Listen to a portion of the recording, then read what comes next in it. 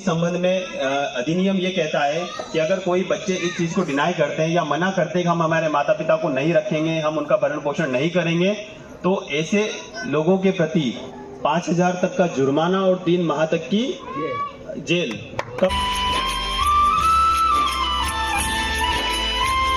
जी नमस्कार राजगढ़ वासियों, स्वागत है आपका राजगढ़ जिले के क्षेत्रीय चैनल रंगीलो राजगढ़ पर।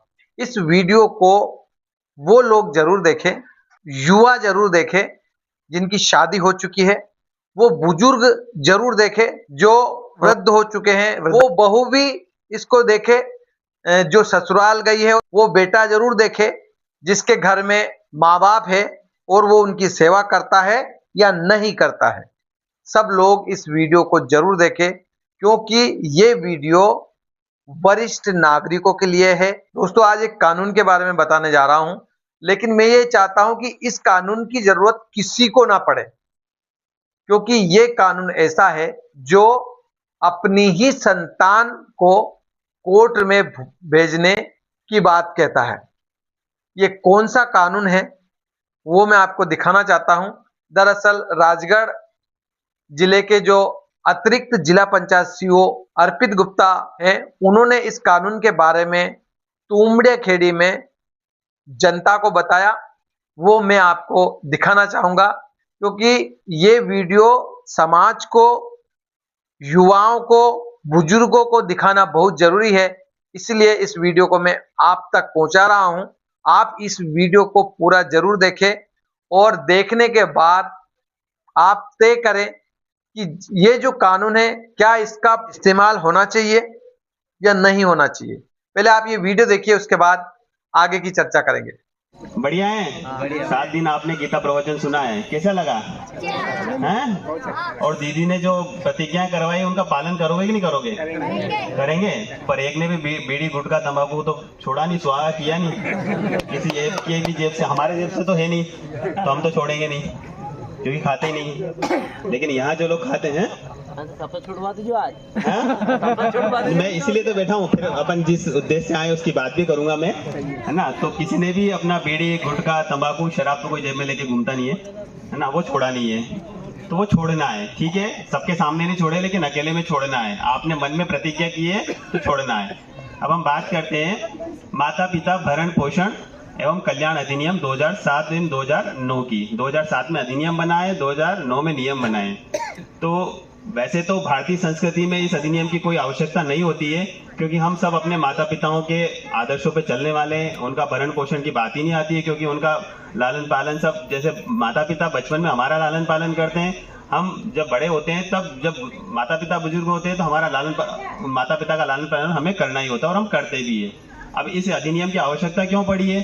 क्योंकि जब आधुनिक संस्कृति में हम लोग आए, माता पिता वृद्ध हुए हैं, परिवार टूटने लगे हैं, बच्चे पढ़ाई लिख करके बाहर जाने लगे हैं, तो माता पिता के प्रति आदर कम हुआ है, उनकी देखभाल के प्रति थोड़ी सी जिम्मेदारियां कम हुई है या कम समझने लगे हैं।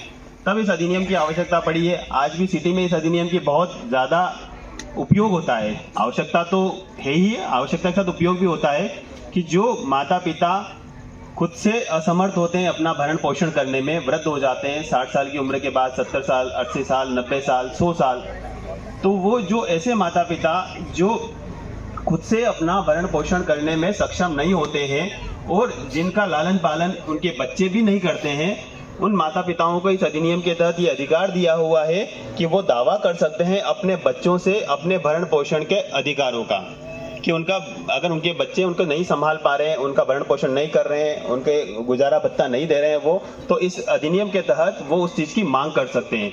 अब इस अधिनियम में मुख्य रूप से 3 धाराएं हैं। धारा 7 के तहत उपखंड स्तर पर एक समिति बनी हुई है, जिसमें आप प्राथमिक रूप से अपना एक दावा कर सकते हैं कि कोई हमारे जो बच्चे हैं वो हमारा भरण पोषण नहीं कर रहे हैं और हमें उनसे भरण पोषण की मांग किए जाना है। तो ये आपकी प्राइमरी स्टेज है, जो कि अनुविभाग अधिकारी के वहाँ पर होता है। उसके बाद धारा 15 है, इसमें अपीली समिति होती है।